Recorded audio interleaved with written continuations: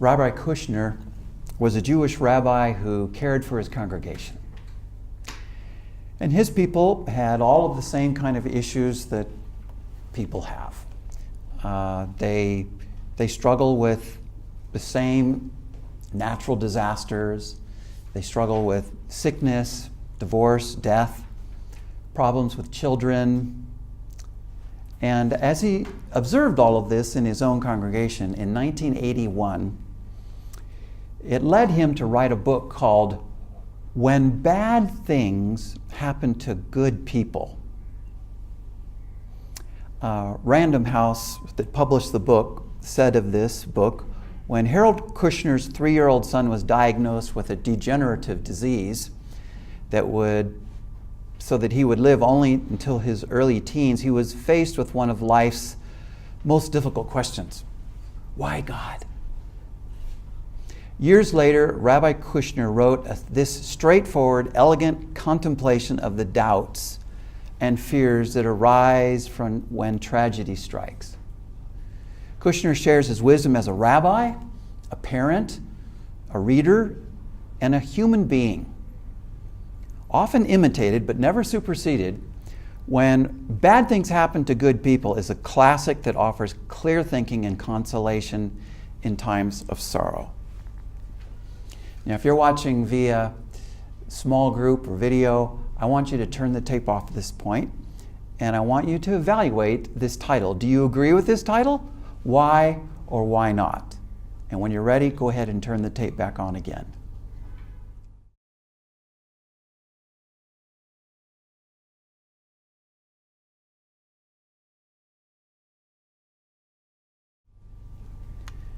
Random House said that this book is a classic that offers clear thinking and consolation in times of sorrow. But what is this clear thinking?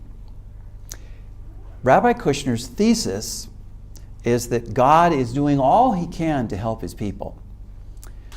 But he can only do so much. I mean, try to understand that God could solve your problem if he was only able to do it. That's his clear thinking.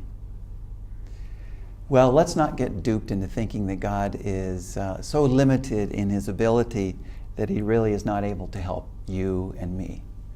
That's where I think he has a good heart, but his theology is not quite up to what we find actually in the Old Testament.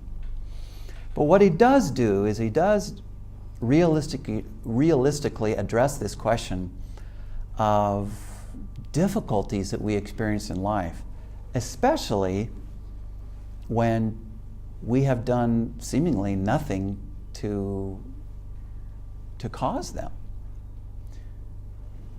And this makes me think of the book of Job. Now, what is the theme of Job? This is one of those books that is in the Bible that is known quite well, actually, to many who don't really read the Bible much. Many would say that the theme of Job is, why do the innocent suffer? Righteous suffering. Why does that actually happen? Well, it certainly is one of the key questions of our day, but interestingly, this is not answered in Job. He never really gives a definitive answer to that particular question. More defined, as Roy Zook says in his book, Biblical Theology of the Old Testament, he says maybe the issue is better said, why does man worship God? Because after all, that's what Satan says at the beginning of the book of Job.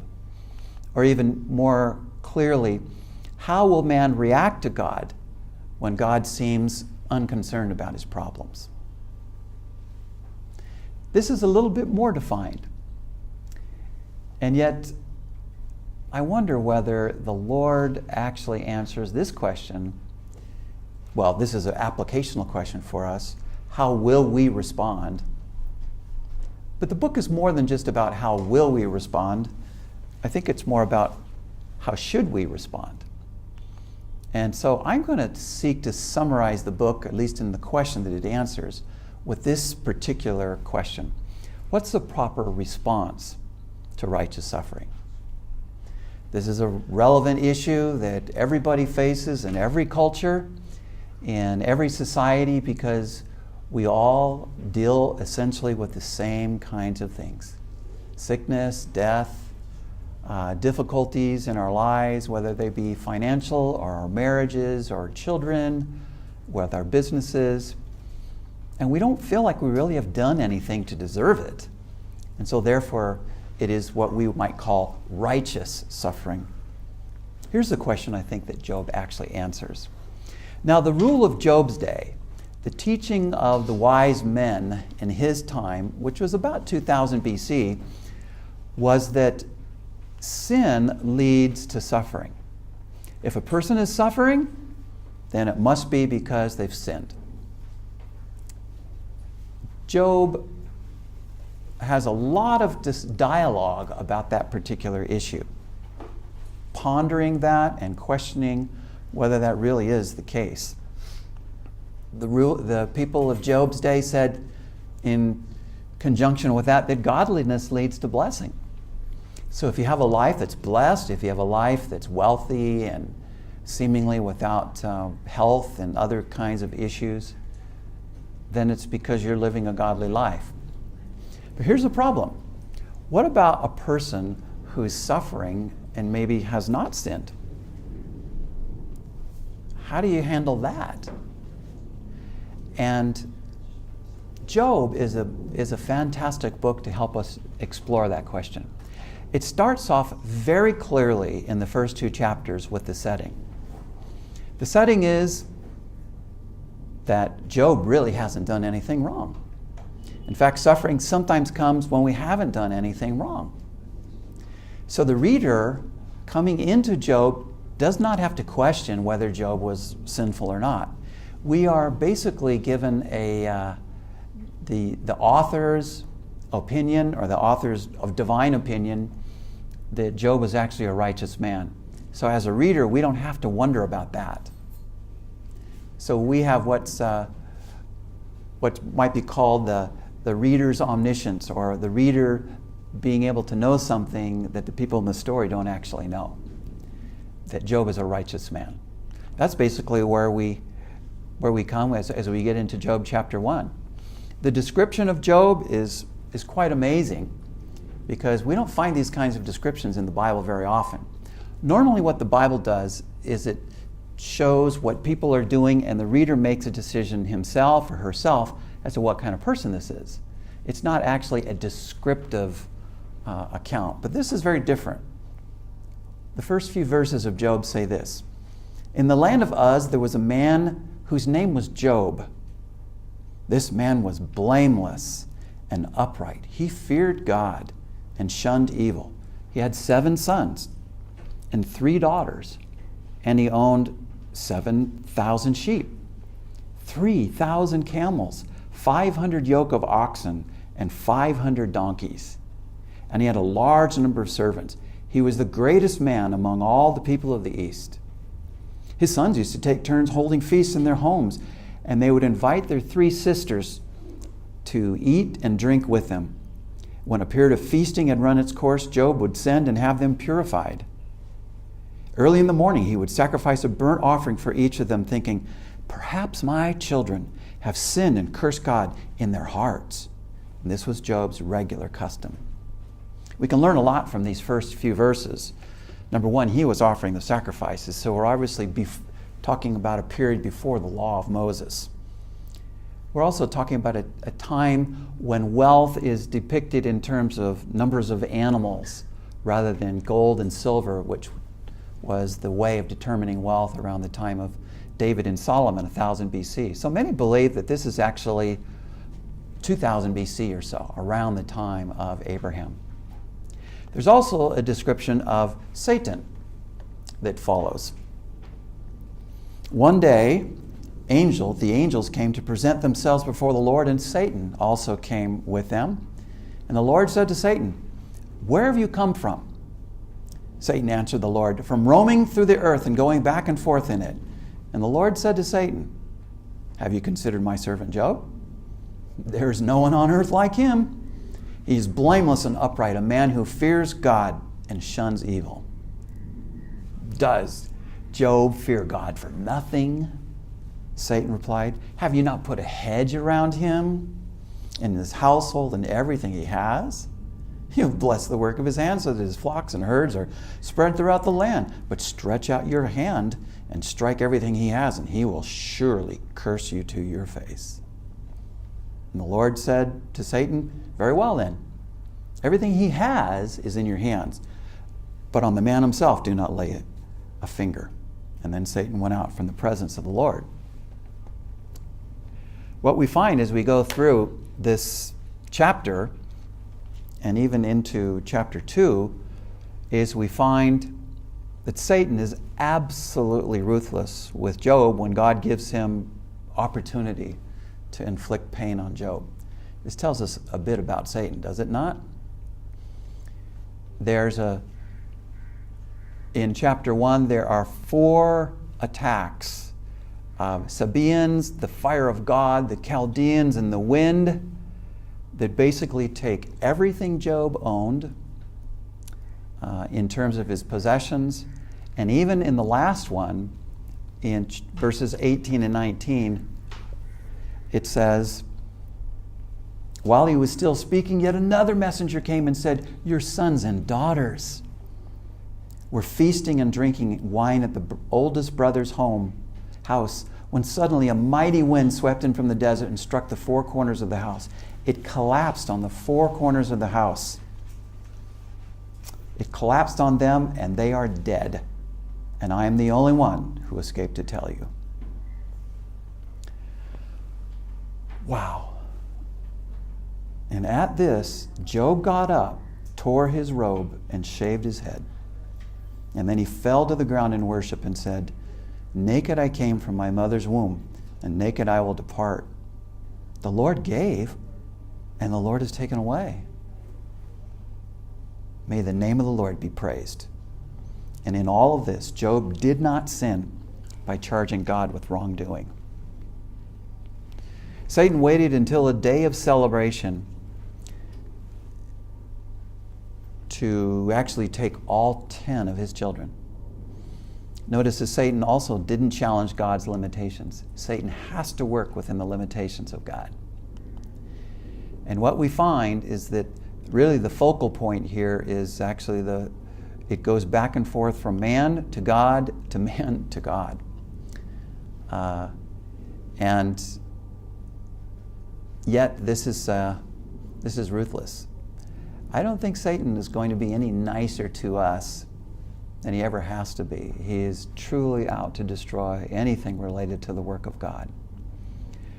That's the beginning narrative, at least part of it. There's chapter 2 as well. And the book actually, one of the key characteristics of the book is it switches back and forth from narrative to poetry and then back to narrative. And there are parallels in this book. It has an opening narrative and then Job's lament, soliloquy in chapter 3. The friends dispute with him, and then Job has a closing soliloquy that's kind of B prime, you might say. And then Elihu has a disputation with Job, and finally God has a disputation with Job. And the book closes with a narrative as well. So it begins with narrative, it has poetic literature in the middle, and then it ends with narrative. And it's a masterpiece of literature. Most of Job records men dialoguing in poetic form as well. This may seem strange to Western ears, but to those in the East, it's not quite so strange, because even this kind of poetic discourse is not so uncommon today in the East. And the major question addressed in this book, why do the righteous suffer, is never actually specifically answered, except for the fact that God is God, and God has the right to do whatever He wants.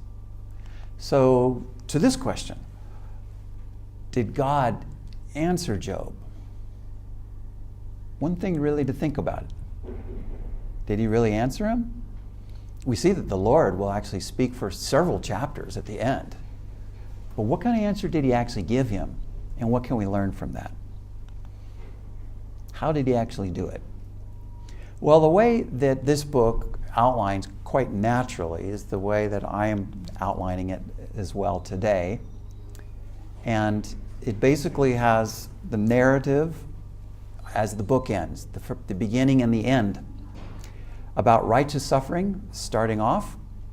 And then I call the middle section unsuccessful dialogue, because as much as the men talk about why Job actually sinned and what to do to help him, they really don't come up with any real answers. And then the book ends with the restoration of Job, which is quite an encouraging and positive end. The way that I sum up the whole book is this phrase: God's incomprehensibility explains righteous suffering. Think about that. God does not have the obligation to any of us to be comprehensible. God does not have to answer your questions and mine. That's essentially what we find in this book. Now, where was Uz? Uz is said by some to be in a northern location up toward the Euphrates River, whereas others think Uz is farther in the south. I tend to think that probably the southern location is correct, but it doesn't really change the meaning of the book too much. What is more important is not so much where Uz was, but rather what's actually happening in this opening narrative. We're actually seeing what may appear to be a game of chess. One artist has depicted it this way. Up on the top of the chessboard, it just looks like everything is quite nice and everything's being moved on the chessboard, but underneath it is a battle that's raging that few could ever imagine. In a sense, chapter 1 and 2 tell us what's happening under the chessboard. But at the top, all the people that are dialoguing about what happened with Job are basically trying to just move their pieces and share their perspective on things. And they don't really see the whole picture, just like us today. So I sum up chapters 1 and 2. Job, unaware of satanic intervention, innocently suffers the loss of possessions, children, and health as a setting for a long dialogue on God's sovereignty over righteous suffering. Chapter 1, we have his first trials, as Jensen says in his Job, a self-study guide. And then we have further trials in chapter 2. The bankruptcy and bereavement is actually followed by physical pain, where God does allow Satan to afflict Job's body with boils from head to foot in chapter 2. So the touch his is allowed in chapter 1, but then the touch him is allowed in chapter 2, where the possessions of Job actually afflict the person of Job. And it ends in chapter 2 with Job's wife, who also was, of course, going through her own grief. We don't see too much about her in the book, but we have to remember that these 10 children were also her children, and she also was in grief. And Job just took a piece of pottery and started scraping himself, as chapter 2, verse 8 says. And he sat among the ashes, and his wife said to him, "Are you still holding to your integrity? Curse God and die." And he replied, "Oh, you're talking like a foolish woman. Shall we accept good from God and not trouble?" And in all this, Job did not sin in what he said. The same concept that we find at the end of chapter 1. So, where does it go from there?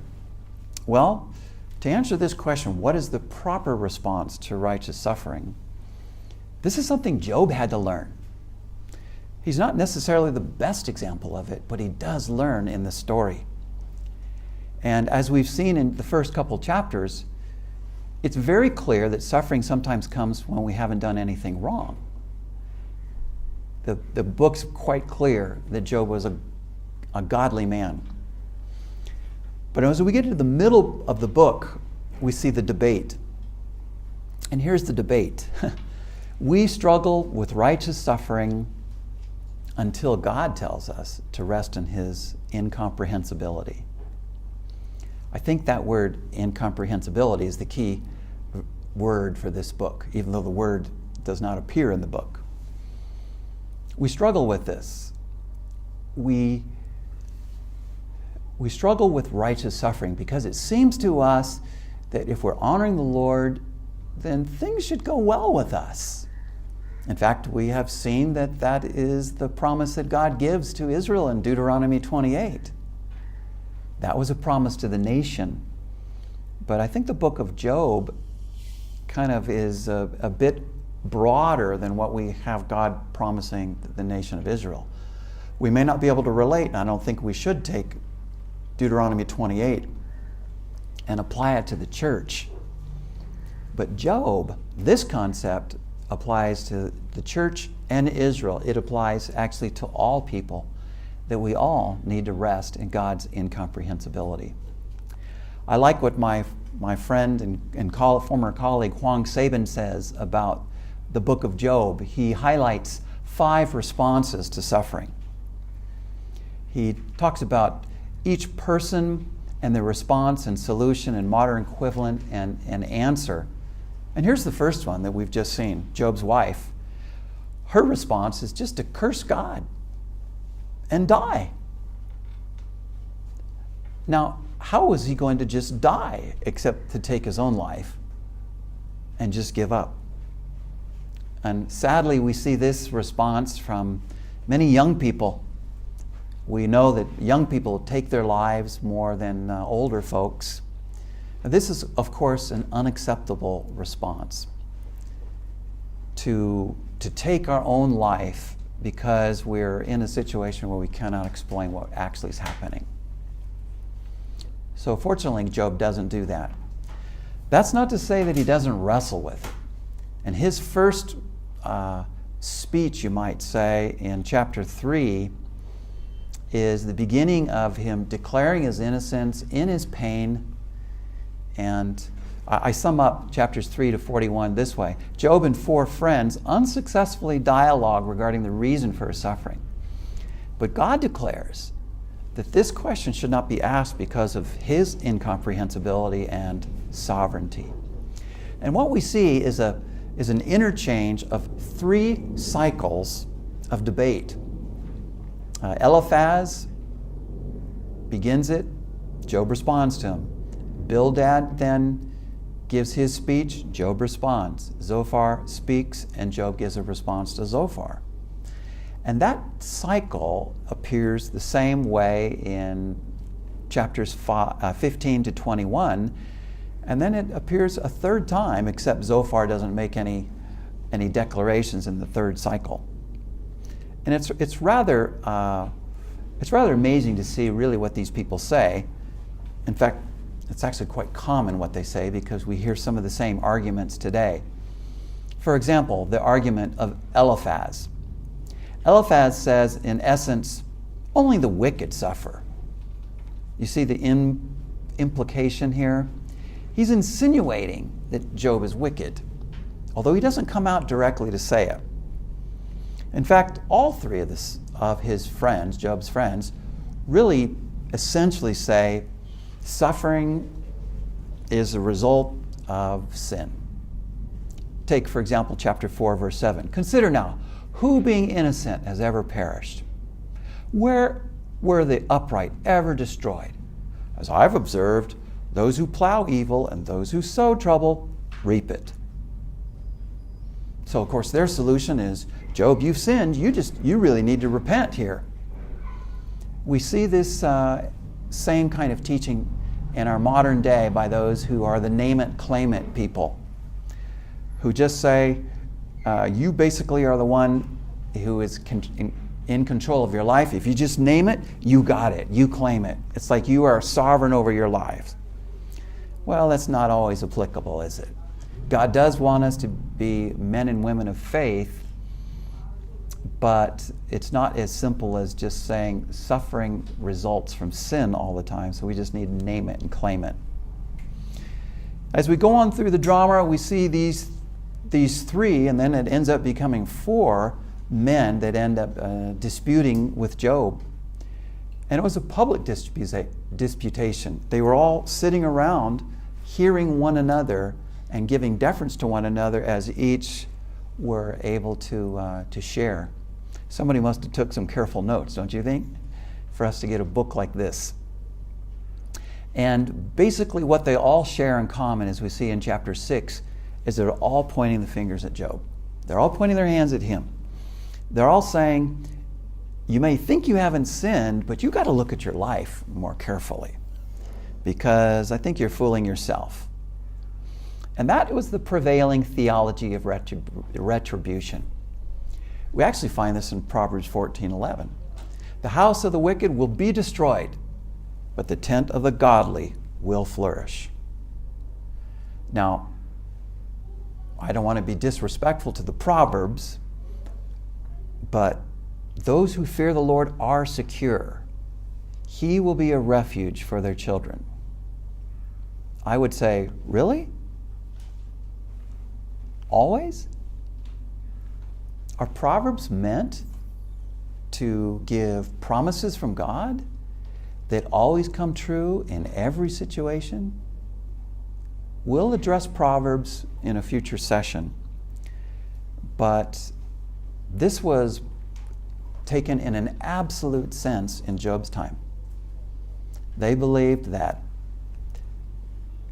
if you lived a righteous life, then you were assured that you were not going to have any difficulty, any major difficulty in your life. And Eliphaz only supported that whole idea. Only the wicked will suffer. Bildad basically says the same thing. He says that God doesn't punish the righteous. And as we go on through, we see in this cycle of debate, we also end up Job responding to that whole idea, declaring his innocence. And as Roy Zook has in the Bible Knowledge Commentary, there are a lot of repeated themes in Job's responses. Basically, despair with God and disappointment in his friends and all of these things. It's quite a fascinating study, but a lot more detailed than we can cover right now. Zophar finally has the last word in this first cycle, and he's a lot more direct. He basically says, Job, you are lying to us. You're saying you haven't sinned, but you truly have sinned. And now he doesn't have any evidence for that, but his theology tells him that Job must be sinning. When we get to chapter 12, we begin Job's response to Zophar. And Job continues arguing for his innocence. He says things like, he makes nations great and he destroys them. He enlarges nations and leads them away. Job's right about this. Job's right about God being the one who blesses and God being the one who destroys. He's getting closer to the picture here that this really all depends upon the Lord, but he can't put the pieces together. In chapter 13, we see Job continuing to lament. And in chapter 14, we see, really we could sum up basically all three of these men. It's a theology of retribution. You only get what you deserve. That was their basic premise. Job, you deserve this. We can't explain it, but you deserve it. Job doesn't agree. Job says, no, I don't deserve what I got. Why am I in this situation? I don't understand it. It's quite a lot of pressure on us when we feel like we have to give an answer for things like this. And this is the kind of pressure that Job was feeling, especially with these men. Chapter 15 begins the second cycle. Eliphaz again, only the wicked suffer. And Job responds to that. And I believe really what Job is beginning to understand here is that God is sovereign. He certainly doesn't understand God. God is incomprehensible to him. But that concept of God's incomprehensibility explains righteous suffering, which I think is the theme for the book of Job. He's beginning to come into focus perhaps a bit here. But Job still doesn't have it quite all together yet. Bildad continues, the wicked will be judged. And in chapter 19, we actually see Job giving the third of the 5 responses to suffering. Job essentially says, God's not fair, and he doesn't care. I find it very comforting to know that God was patient with Job when he was really struggling here. He says in chapter 19, verse 7, though I cry, I've been wronged, I get no response. Though I call for help, there's no justice. Basically, Job is complaining to God. And isn't this like most mourners today? Most people who complain to the Lord and they say, God is not really fair with me. Frankly, I think most of us feel that way with God. We think that God ought to make our lives a lot easier than he actually does. And he doesn't really care for us. Of course, that is an unbiblical perspective on God. Who loves you more than God? When we understand that, we can actually handle these difficulties in life much better. In chapter 20, Zophar once again becomes very direct. Job, you are a hypocrite. You're saying one thing and doing another. You're saying you're righteous, but you're not even acting righteous before God right now.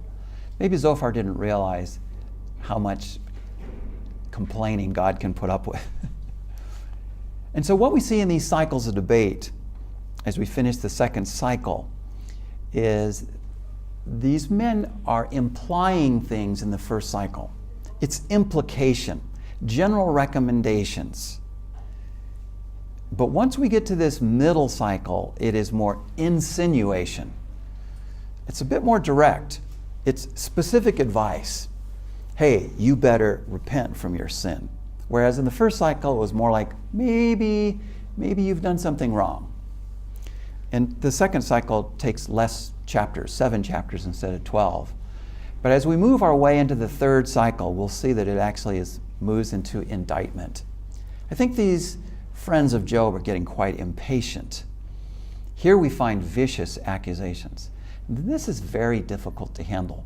When people don't understand and when we don't understand why we are going through the difficulties that we go through. Sometimes this even happens when people are in grief, and people actually attack those people that are in grief by saying, oh, the reason you have the difficulties you have is because of sin in your life and you need to repent and that sort of thing. So Zophar doesn't make any appearance here in chapter 3, but Eliphaz and Bildad do. Eliphaz says, repent. Repent of your sin. And Bildad has his word after Job says in chapter 24, his piece, and then Bildad pretty much finishes it. So really what we've got going on here is we have Job saying something, Eliphaz responding, Bildad responding, Zophar responding. Job is really the focal point of all of this. And it happens over and over and over until Job gives a long response here. And finally, when we get to this third cycle, Bildad says, how can anyone be right with God? Of course, he's thinking in a very absolute sense. Job, you're not perfect. And frankly, Job never actually claimed to be perfect. He just claimed to be not one who had sinned and there was a particular sin that was causing his suffering. And as we get to the end, it's still this question of why do the innocent suffer is actually not being answered so far. Satan says, you deserve suffering. The three friends say, well, this is retribution. God's getting you because you truly deserve it. And as we move into Elihu's comments, Elihu says that this is discipline. This is God disciplining his people. And finally, God will have the last word here, and I believe God says, I'm not obligated to tell you. Incomprehensibility is my trademark. God is God. And if we could demand of God whatever we wanted and God had to acquiesce to our desires, then we would be God. We'd be God and God would be our divine servant, if you will. God's not going to let that happen. And as we move on into these latter chapters, we see that Elihu gives 4 speeches. First to all 4 of them, then to 3 of them, then to Job. And he appears to be quite arrogant because he's the youngest of them. And he seems to be caught up in his eloquence. But he really doesn't really share a whole lot more insight than the others do. He quotes Job saying, I'm pure and without sin and clean. He was listening very carefully to Job. And yet, what does he actually come up with? He says, Job, you say God does not speak. Elihu says, he does speak. Chapter 33, he says, God speaks through dreams. God speaks through pain. You shouldn't be the one to tell God how he's supposed to speak. And Elihu has a bit of a twist on what the others say. Instead of saying that suffering comes as a result of sin, Elihu says trials are for teaching. He sounds a bit like James chapter 1 here, where James said, consider it joy, my brothers, when you encounter various trials, knowing that the testing of your faith produces endurance. And let endurance have its perfect result, so that you might be perfect and complete, lacking in nothing. Elihu has that kind of a theology. The trials are for our benefit. They're for our good. He says they're for our teaching. He says in chapter 33:14, for God speaks in one way, and in two, though man does not perceive it. In a dream, in a vision of the night, man is also rebuked with pain on his bed and with continual strife in his bones. You get rebuked. You learn things. So the solution really is to endure under God. And if this sounds familiar, it's familiar because this is the message that most preachers deliver from the pulpit. And there's some truth to it, that trials do teach us. James certainly says that, James 1, verses 2 to 4. But is that what the book of Job is saying? Finally, when we get to God, chapters 38 and following, God says that we should not ask the question of why. Why are trials happening to me? But we should ask the question of who. Who is actually in control? The solution is to worship. The solution is to submit ourselves to a holy God. And honestly, in terms of our popular theology, there is no modern equivalent for this because this is an unpopular answer. People don't want to hear this. People want simple answers. People want, especially in our very complicated world, people want us to just follow a formula, and it's just so simple, and you've got it right there. It's not quite all that helpful from a modern perspective. But this is God's word. This is what God says. And the Life Application Bible has a very good depiction of how these people have helped. I like this. The way that these men helped Job was that they sat in silence for 7 days. That was what really helped. They were doing great until they opened their mouths. And sometimes I think that happens for us as well. Sometimes people just need us to come and sit with them, especially when they're in grief, when someone has passed away. Who could actually have words adequate to help them in their grief? And yet God helped because he told Job to be content without knowing why he suffered. This is very helpful. Our contentment doesn't come from knowing the reason of our suffering. Our contentment comes from knowing God. And Elihu continues on in his speeches. In his second speech, he affirms that God is just. Actually, that's not news to any of them. I think all the others agreed with that. He also said in his third speech that God is sovereign. I don't think Job had a problem with that. Neither did Elihu, Bildad, or Zophar. And so anyway, they all had these different perspectives of God. I like what Bruce Wilkinson and Kenneth Boa present in their book, Talk Through the Bible. This is very helpful because it shows the differences between these four men. Eliphaz is a theologian who relies on his observation and his experience. You see, as you go through, he's constantly referring to his experience and his observations. Bildad, on the other hand, is more of a historian. He's a legalist. He goes with tradition.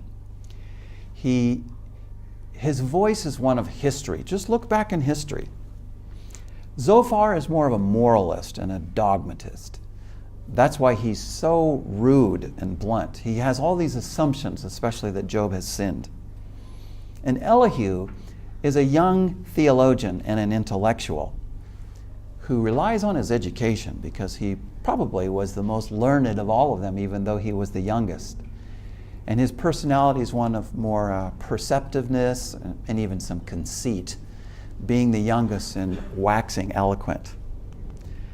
Well, when we get to chapter 37, we actually find, finally, it's Elihu who gives us the key verse of the book.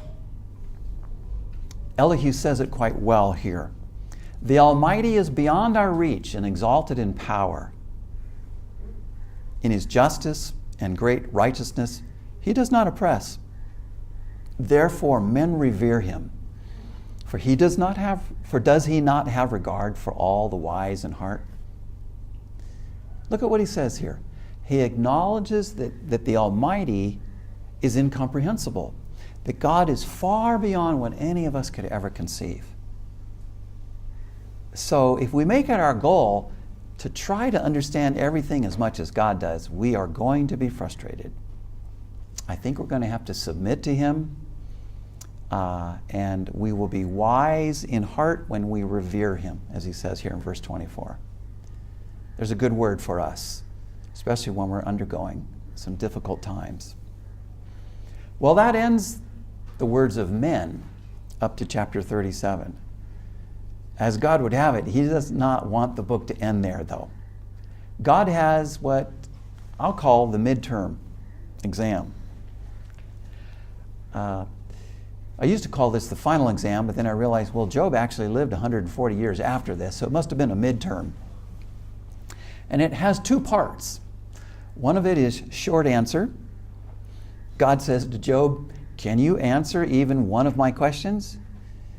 And this is like many of our midterms that we take that have short answer questions, maybe multiple choice.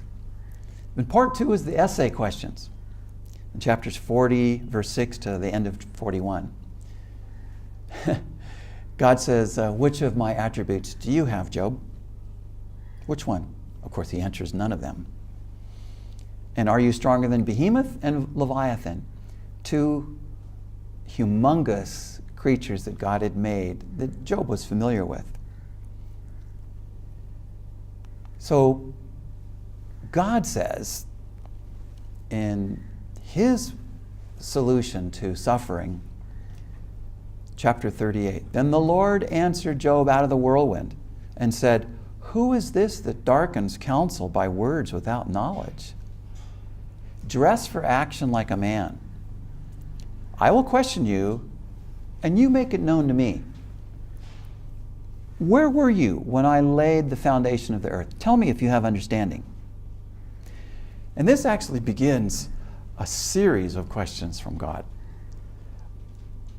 A series of questions that Job could not answer. You know, if you make up midterm exams, you can make them up in such a way that nobody could ever get even one answer correct.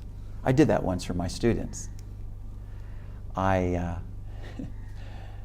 gave them an exam. Question number 1 was something like, give the 34th word on page 267. I remember looking at my students as they were taking the exam. What? The second question was, how many words were in today's reading? What? I mean, you could design an exam like that that nobody could ever get any of the answers right. Well, I did that for my students, and everybody got a 0. And then after they turned them all in, I said, "How do you feel about the exam?" And they felt miserable. And I said to them, "I want you to understand a little bit of the grace of God. Today on the exam, everybody gets 100%, no matter what your grade was. Okay?" And you should have heard the sigh of relief in that classroom. And I wanted to teach them an important lesson. That it was not in their doing, it was not in their answers, it was God's grace that sustained them in their lives. I think that's what God wanted to do with Job here. And God actually in chapter 39 refers to some mythological creatures. I won't get into the details of all of that, but he focuses in on these creatures, I think, in maybe a poetic way. But when we get into the essay questions, we have some rather amazing statements here, where God says, for example, "Look at Behemoth, which I made along with you, which feeds on the grass like an ox. What strength he has in his loins, what power in the muscles of his belly. His tail sways like a cedar. The sinews of his thighs are close knit. His bones are tubes of bronze. His limbs are like rods of iron." Well, there have been many explanations of what Behemoth was. I go through all the various explanations, about 6 or 7 of them, in my notes, but I'm going to just jump all the way to the end, except for hippopotamus. Is this really hippopotamus? He says here that his tail sways like the cedar. And the cedar was the largest tree in the Middle East. Is this really an elephant, as some say? Tail of an elephant is not like a cedar. The tail of a hippo is not exactly like a cedar. So, what then is Behemoth?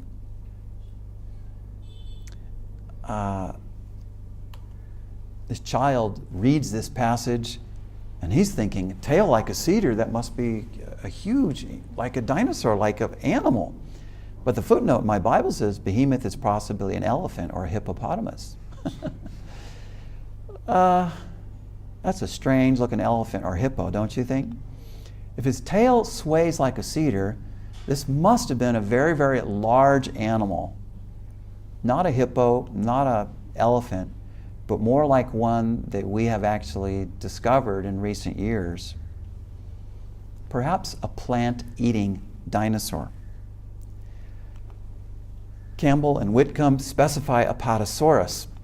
Others say other types of dinosaurs. And the massive strength of dinosaurs befits Behemoth really more than any other animal. It's an interesting depiction because when we get to Job 41, we find a similar description, except this one's called Leviathan. Can you pull in Leviathan with a fish hook or tie down his tongue with a rope? Can you put a cord through his nose or pierce his jaw with a hook? Friends, we have done this with basically every animal, have we not? Even in the time of Job. Will he keep begging you for mercy? And the description of this goes on, and I won't take the time to spell it all out for you, except to say, I believe actually what we've got here is not a crocodile, as some have said, but actually an animal that was a lot more terrifying than a crocodile. Probably more of a marine, meat-eating dinosaur. Maybe a T-Rex, maybe Allosaurus or Ankylosaurus, because he says here that you cannot harpoon him. Well, people have been harpooning crocodiles for generations. And in any case, I don't want to get too focused on those. I really want us to, most of all, understand the main point in Job's writing here. And that is the question that all of us address, and that is, what is the proper response to righteous suffering? We have seen that the setting is true, that there are clearly times when people suffer righteously. Job is just an example of many others. And yet people debate about this. People realize that this doesn't make sense to our human understanding until God tells us to rest in his incomprehensibility. So finally, our resolution in chapter 42, in the third movement of the book, is simply this. Our proper response is to submit to God. Maybe you notice the title of this session is Be Submissive. I think that sums up what God is telling Job. Our proper response to righteous suffering is to submit to God. When we get into chapter 42, we see that Job submits to God for his incomprehensibility and sovereignty, and then he prays for his friends and has restored possessions, children, and health, thus affirming God's blessing on those who accept his plan. And so we see, if you count the number of animals Job has in chapter 1 compared to chapter 42, they all double, except for the number of sons and daughters. They remain the same. And it says that Job actually lived another 140 years after his restoration. What an encouraging account. So the last verse of the book says, after this, Job lived 140 years. He saw his children and their children to the fourth generation. And so he died, old and full of years. It was a difficult experience for him that probably took several months. The count doesn't really say, but it does help us to see that the proper response to righteous suffering is, let me see if I can sum it up in one sentence. Be submissive. Be submissive to God's incomprehensibility, rather than trying to figure suffering out. There are times when we should wrestle through things and try to find the answer. But there are times when we are just not going to reach the answer. We're not going to find it. God has not given it to us. He's actually told us, rest in me. Be submissive to God's incomprehensibility, rather than trying to figure suffering out. There's a time when we rest, when we give up, when we recognize, as we have in the key word for Job, that God is incomprehensible and he chooses to be that way with us. Even if we don't want it that way, he makes it that way for us. So I sum up the book of Job. Job's suffering, dialogue with others and God, and restoration reveal that the proper response to righteous suffering is submission to God, rather than questioning his incomprehensibility and sovereignty. So how do we apply this book to our lives? Well, during righteous suffering, Do not question the reason for your plight. Don't ask the question, why? You will just be frustrated because God is under no obligation to answer your why question. Instead, submit to God by trusting in God's wisdom rather than your answers or even the answers of those well-meaning counselors who seek to help you. Trust in Him. Be submissive to Him during life's perplexities.